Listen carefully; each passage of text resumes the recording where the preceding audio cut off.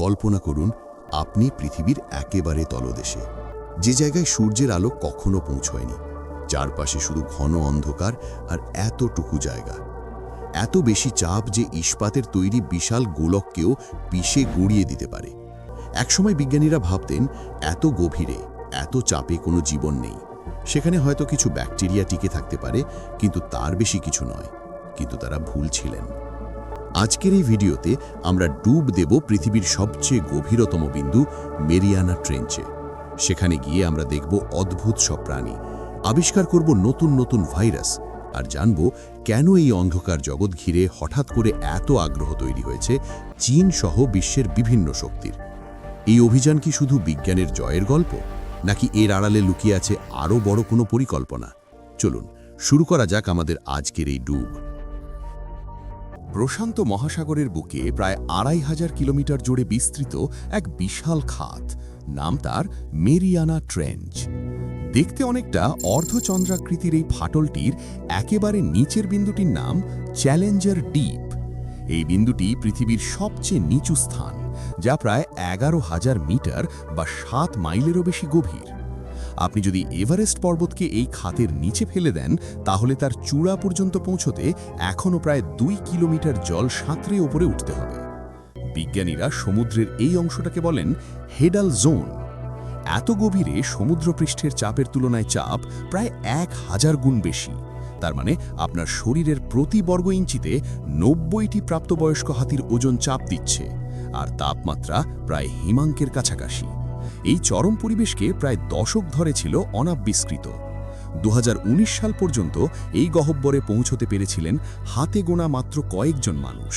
প্রতিটি অভিযান ছিল এক একটি ঐতিহাসিক ঘটনা, কিন্তু সেই ইতিহাস এখন বদলে যাচ্ছে। ২০২০ সালের নভেম্বর মাস, চীনের তৈরি মানববাহী সাবমার্সিবল ফেনধুচে ৩ জন ক্রু নিয়ে সফলভাবে পৌঁছে গেল চ্যালেঞ্জার ডিপের তলদেশে। ফেনধুচে শব্দটির অর্থ প্রচেষ্টা, আর এই অভিযান ছিল সত্যিই এক বিরাট প্রচেষ্টার সাফল্য। সেখানে গিয়ে তারা নিজেদের জাতীয় পতাকা পুঁতে দিল সমুদ্রের তলদেশে। শুধু তাই নয়, পৃথিবীর এই গভীরতম বিন্দু থেকে প্রথমবারের মতো সরাসরি ভিডিও সম্প্রচার করা হলো। এই সাবমার্সিবলটির কেন্দ্রে আছে একটি টাইটানিয়াম অ্যালয় দিয়ে তৈরি গোলক, যার ব্যাস মাত্র ৬ ফুট। এর দেয়াল এতটাই মোটা যে ১১,০০০ মিটার গভীরে ভয়ঙ্কর চাপও সহ্য করতে পারে। এর সাথে আছে ২টি রোবটিক হাত, যা খুব সাবধানে সমুদ্রের তলদেশ থেকে পাথর, মাটি বা কোনো প্রাণীর নমুনা সংগ্রহ করতে পারে। আর আছে শক্তিশালী আলো এবং হাই ডেফিনিশন ক্যামেরা, যা চির অন্ধকারে সব কিছু রেকর্ড করে। ফেনধুচের সবচেয়ে বড় বিশেষত্ব হল এর যোগাযোগ ব্যবস্থা। সাধারণত গভীর সমুদ্রে সাবমার্সিবলের সাথে তৎক্ষণাৎ যোগাযোগ করা যায় না, কারণ রেডিও তরঙ্গ পানির নিচে কাজ করে না। কিন্তু চীনের বিজ্ঞানীরা এমন এক প্রযুক্তি তৈরি করেছেন, যার মাধ্যমে ১১,০০০ মিটার নিচ থেকে টেক্সট, ভয়েস, এমনকি ছবিও ওপরের জাহাজে পাঠানো সম্ভব। এর মানে হলো ওপরের বিজ্ঞানীরা যখন তখন নির্দেশ দিতে পারেন ঠিক কোন পাথরটা তুলতে হবে বা কোন মাছটার ছবি তুলতে হবে। এই সাবমার্সিবলটি ২০২১ সালে পুরোপুরি চালু হবার পর থেকে একটানা বেশ কয়েকটি ডাইভ সম্পন্ন করেছে। যেখানে আগে একটা ডাইভই ছিল দশকের সেরা ঘটনা, সেখানে এখন চীন সিরিয়াল আকারে এই অভিযান চালাচ্ছে। ২০২৪ সালের শেষ নাগাদ ফেনধুচে মোট ৩৩৬ বার এই অতল গহ্বরে নেমেছে।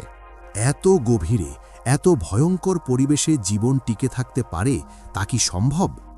একসময় বিজ্ঞানীরা মনে করতেন এখানে হয়তো খুব কম সংখ্যক কিছু অণুজীব টিকে আছে, যারা ওপর থেকে পড়া মৃত জৈব পদার্থ খেয়ে বেঁচে থাকে। কিন্তু বাস্তবতা আরও বিস্ময়কর।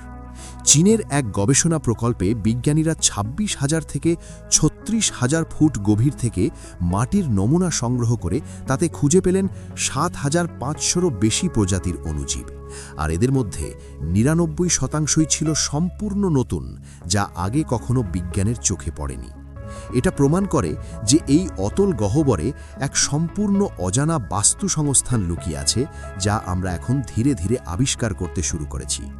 শুধু অণুজীব নয়, এখানে মাছও আছে। ম্যারিয়ানা স্নেইল ফিশ নামের এক প্রজাতির মাছকে ২৬,০০০ ফুট গভীরে দেখা গেছে। এই স্বচ্ছ ছোট মাছটি পৃথিবীর সবচেয়ে গভীরে বসবাসকারী মাছের রেকর্ডধারী। আরও চমকপ্রদ হল 2023 সালে চীনের বিজ্ঞানীরা এখানে প্রায় 29,000 ফুট গভীরে আবিষ্কার করলেন এক নতুন ভাইরাস। এই ভাইরাসটি এতটাই আলাদা যে এটি একটি সম্পূর্ণ নতুন ভাইরাস পরিবারের প্রতিনিধি। ভেবে দেখুন, প্রায় 6 মাইল নিচেও ভাইরাস সক্রিয়। এরা ব্যাকটেরিয়াকে আক্রমণ করে, তাদের ডিএনএ ঢুকিয়ে দেয় এবং ধীরে ধীরে বংশবিস্তার করে। এত প্রতিকূল পরিবেশেও ভাইরাস জানে তার একমাত্র পোষককে মেরে ফেলা ঠিক হবে না, তাই এরা ধৈর্য ধরে অপেক্ষা করে। এই অন্ধকার জগৎ আমাদের শরীরের জন্য কতটা বিপজ্জনক? মজার ব্যাপার হলো, এত গভীরের এই ভাইরাস এবং ব্যাকটেরিয়া আমাদের কাছে এতটাই এলিয়েন যে আমাদের রোগ প্রতিরোধ ব্যবস্থা এদের চিনতেই পারে না। তারা আমাদের শরীরের জন্য অদৃশ্য, কিন্তু তার মানে এই না যে আমরা এদের জন্য নিরাপদ, বরং বিপদটা উল্টো দিক থেকে আসতে পারে। এই অতল গহ্বরে খাবারের জন্য হাহাকার।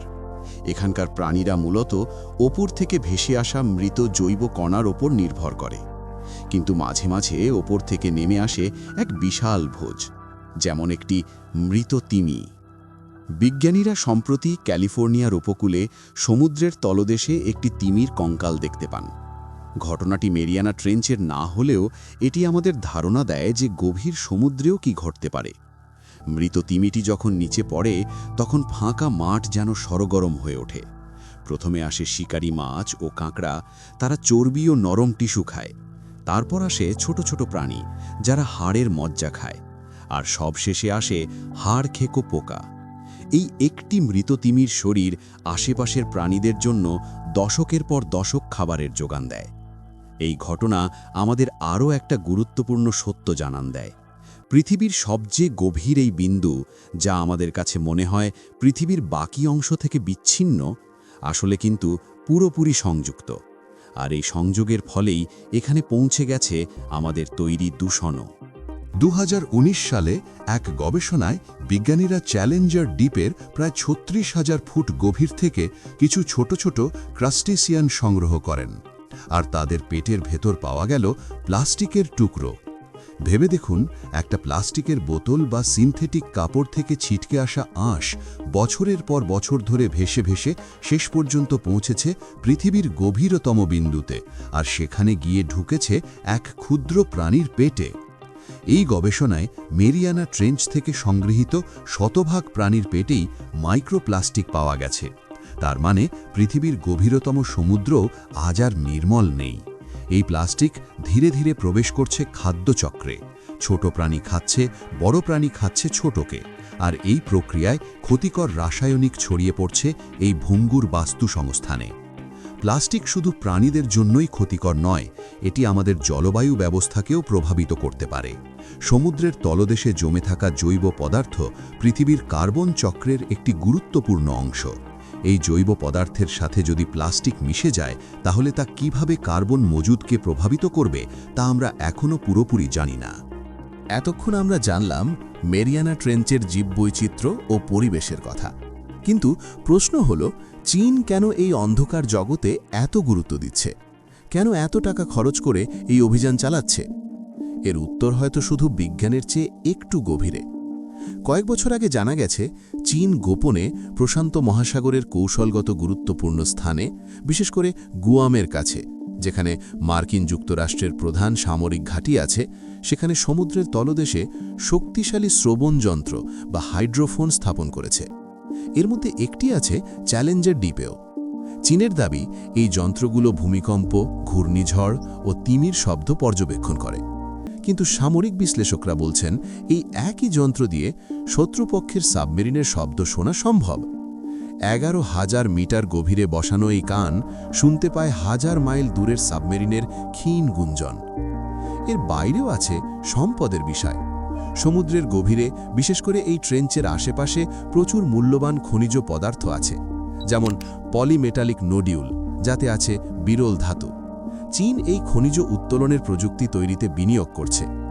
মেরিয়ানা ট্রেঞ্চ আন্তর্জাতিক জলে পড়ায় এর সম্পদের মালিকানা নির্ধারণ করা কঠিন, কিন্তু এই অঞ্চলের ম্যাপিং এবং নমুনা সংগ্রহ ভবিষ্যতে খনিজ উত্তোলনের অধিকার দাবি করার প্রথম পদক্ষেপ হতে পারে।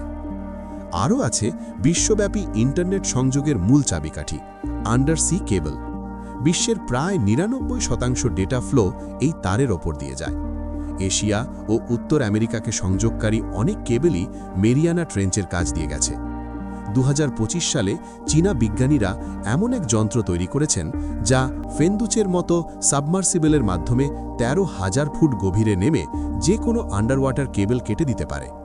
চীনের দাবি এটা দুর্ঘটনায় জড়ানো তার উদ্ধার বা গভীর সমুদ্রে নির্মাণ কাজে সাহায্য করবে, কিন্তু এর সামরিক প্রয়োগের সম্ভাবনা স্পষ্ট। ২০২০ সালের সেই ঐতিহাসিক অভিযানের পর থেকে চীন ফেন্দুচেকে নিয়ে বিশ্বের সবকটি গভীর খাতে অভিযান চালিয়েছে। ২০২৪ সালের শেষ নাগাদ ৩৩৬টি ডাইভ একটি বিশাল তথ্য ভাণ্ডার তৈরি করেছে। এর মধ্যে আছে জীবাণুর ডিএনএ সিকোয়েন্স, উচ্চ রেজলিউশনের মানচিত্র, ভূতাত্ত্বিক নমুনা। এই তথ্য শুধু বিজ্ঞানের জন্যই নয়, বরং ভবিষ্যতের সমুদ্র শাসনের জন্য অত্যন্ত গুরুত্বপূর্ণ। এই অভিযানগুলি প্রমাণ করে যে আমরা এখন পৃথিবীর শেষ অনাবিষ্কৃত সীমান্তে পৌঁছে গেছি। এখানে আমরা খুঁজে পাচ্ছি আশ্চর্য সব প্রাণী, নতুন সব রোগ জীবাণু, আর একই সঙ্গে তৈরি করছি নতুন সব হাতিয়ার। প্রশ্ন হলো, এই অন্ধকার জগৎ থেকে আমাদের সামনে আসবে কি কোনো নতুন ওষুধ যা পৃথিবীর পীড়িত মানুষকে বাঁচাবে, নাকি আসবে এমন কোনো প্রযুক্তি যা ভূপৃষ্ঠের যুদ্ধের চেহারা বদলে দেবে? পৃথিবীর গভীরতম বিন্দু আজ আর শুধু বিজ্ঞানীদের কৌতূহলের বিষয় নয়, এটি এখন এক নতুন সীমান্ত যেখানে মিলিত হচ্ছে মানবজাতির সেরা প্রতিভা আর সবচেয়ে ভয়ঙ্কর উচ্চাকাঙ্ক্ষা। এই অন্ধকারের তলা থেকে উঠে আসা পরবর্তী বড় আবিষ্কারটি কী হবে সেটাই এখন দেখার। আপনার যদি এই ভিডিওটি ভালো লেগে থাকে তাহলে লাইক করুন, শেয়ার করুন এবং সোমিনার চ্যানেলটি সাবস্ক্রাইব করতে ভুলবেন না, কারণ এমন অজানা রহস্যের গল্প আরও আছে যা আমরা শুধু আপনার জন্যই নিয়ে আসি। দেখা হবে পরবর্তী ভিডিওতে, ততক্ষণ পর্যন্ত ভালো থাকুন।